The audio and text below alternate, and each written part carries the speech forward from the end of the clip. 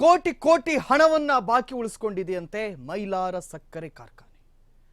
ಯಾರಿಗೂ ಕೂಡ ಕೊಡಬೇಕಾಗಿರುವಂತ ಪೇಮೆಂಟ್ಗಳನ್ನ ಸರಿಯಾಗಿ ಕೊಡದೆ ಕ್ಲಿಯರ್ ಮಾಡದೆ ಹಂಗೆ ಉಳಿಸಿಕೊಂಡಿದೆ ಮೈಲಾರ ಸಕ್ಕರೆ ಕಾರ್ಖಾನೆ. ಇದೀಗ ರೈತರು ಪ್ರತಿಭಟನೆಗೆ ಏನ್ ಮಾಡ್ತಾ ಇದ್ದಾರೆ, ಆಗ್ರಹವನ್ನು ಮಾಡ್ತಾ ಇದ್ದಾರೆ. ಮೈಲಾರ ಶುಗರ್ಸ್ ಲೈಸೆನ್ಸ್ ಅನ್ನ ರದ್ದು ಮಾಡಬೇಕು ಅಂತ. ವಿಜಯನಗರ ಜಿಲ್ಲೆಯ ಹಡಗಲಿ ತಾಲೂಕಿನಲ್ಲಿರುವಂತಹ ಮೈಲಾರ ಶುಗರ್ಸ್ ಕಬ್ಬಿನ ಸೀಸನ್ ಮುಗಿದ ಕೂಡಲೇ ಕಳೆದ 3 ತಿಂಗಳಿನಿಂದ ಕಂಪನಿ ಬಾಗಿಲು ಕ್ಲೋಸ್ ಆಗಿದೆ.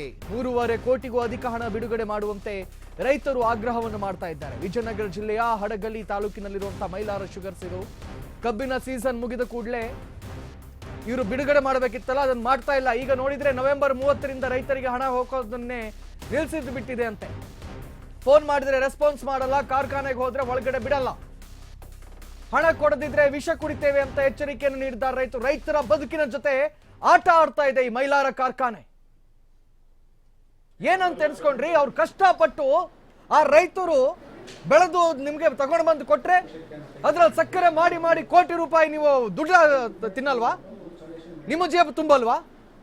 ರೈತರಿಗೆ ಕೊಡಬೇಕಾದಂತ ನ್ಯಾಯಯುತವಾಗಿರ್ತಕ್ಕಂಥ ದುಡ್ಡೇನಿದೆ ಅದನ್ನ ಈ ಇಂಡಸ್ಟ್ರಿ ಕೊಡ್ತಾ ಇಲ್ಲ.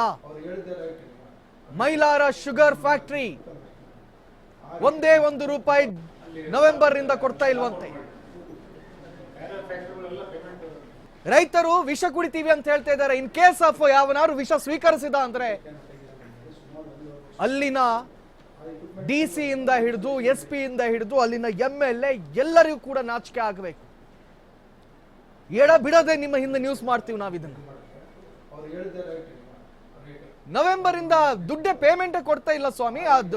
ರೈತರು 3 ಕೋಟಿ ಬರ್ಬೇಕಂತೆ. ಪಾಪ ಅವ್ರ ಪರಿಸ್ಥಿತಿ ಹೆಂಗಿರ್ಬೇಕು? ಸಾಲ ಮೂಲ ಮಾಡ್ಕೊಂಡು ಕಬ್ಬು ಬೆಳೆದಿರ್ತಾರೆ, ತಕೊಂಡೋಗಿ ಈ ಶುಗರ್ ಫ್ಯಾಕ್ಟರಿ ಕೊಟ್ಟಿರ್ತಾರೆ. ಇವ್ರ ಅದ್ರಲ್ಲಿ ಸಕ್ಕರೆಯೋ ಮತ್ತೊಂದೋ ಮಾಡ್ಕೊಂಡು ಇವ್ರ ಜೇಬ್ ತುಂಬಿಸ್ಕೊಂಡು ರೈತರಿಗೆ ಪೇಮೆಂಟ್ ಕೊಡಲ್ಲ ಅಂತ ಹೇಳಿದ್ರೆ ಇದು ಹೆಂಗಿದೆ ಕತೆ ಅಂತ. ಬಹುಶಃ ಇದನ್ನು ಹೇಳುವವ್ರು ಕೇಳುವವ್ರು ಯಾರು ಇಲ್ವಾ ಹಂಗಾದ್ರೆ? ಇದೇ ಪ್ರಶ್ನೆ ಇದೀಗ ಮೂಡ್ತಾ ಇದೆ. ಈ ದಿನ ಸುಮಾರು ಒಂದು 20 ಜನ ರೈತರು ಬಂದಿದ್ದರು ನಮ್ಮ ಹೂವಿನ ಹಡಗಲಿಯಿಂದ. ಅಲ್ಲಿರೋ ಮೈಲಾರ ಶುಗರ್ಸ್ ಅವರು ನಮಗಿನ್ನೂ ಪೇಮೆಂಟ್ ಮಾಡಿಲ್ಲ ಅಂತ ಕಬ್ಬದು. ಹಾಗಾಗಿ ನಾನು MD ಮೈಲಾರ ಶುಗರ್ಸ್ ಅವ್ರ ಜೊತೆ ಮಾತಾಡಿದ್ದೀನಿ. ಅವರು 2nd 3rd ವೀಕ್ ಅಷ್ಟರಲ್ಲಿ ನಾವು ಪೇಮೆಂಟ್ ಮಾಡ್ತೀವಿ. ನಮ್ಮದು ಎಥನಾಲ್ ಸ್ಟಾಕ್ ಜಾಸ್ತಿ ಇದೆ, ಇನ್ನೂ ಅದು ಖರ್ಚಾಗಿಲ್ಲ ಅಂದರೆ ಸೇಲ್ ಆಗಿಲ್ಲ ಅಂದರೆ ತೊಗೊಂಡಿಲ್ಲ. ಹಾಗಾಗಿ ನಾವು ಇಮಿಡಿಯೇಟಾಗಿ 2nd or 3rd ವೀಕ್ ಅಷ್ಟರಲ್ಲಿ, 2nd weak not 3rd weak, 2nd weak ಅಷ್ಟರಲ್ಲಿ ನಾವು ಪೇಮೆಂಟ್ ಎಲ್ಲರದ್ದು ಮಾಡ್ತೀವಿ ಅಂತ ಹೇಳಿದ್ದಾರೆ. ಅಲ್ಲ, ಅವ್ರು ಮಾಡ್ತಾರೆ, ತೊಗೊಂಡಿದ್ದಾರೆ ಮತ್ತು ಅವರಷ್ಟು ಮಾಡ್ತಾರೆ ಅವರು.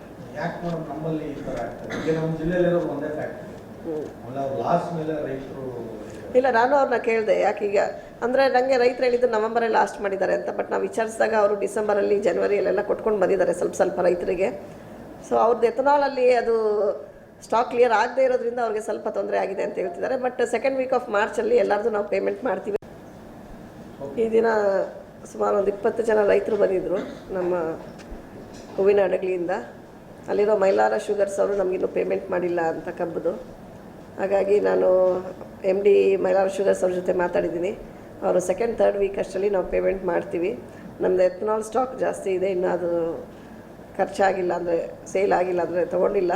ಹಾಗಾಗಿ ನಾವು ಇಮಿಡಿಯೇಟಾಗಿ 2nd or 3rd ವೀಕ್ ಅಷ್ಟರಲ್ಲಿ, 2nd weak not 3rd weak, 2nd weak ಅಷ್ಟರಲ್ಲಿ ನಾವು ಪೇಮೆಂಟ್ ಎಲ್ಲರದ್ದು ಮಾಡ್ತೀವಿ ಅಂತ ಹೇಳಿದ್ದಾರೆ.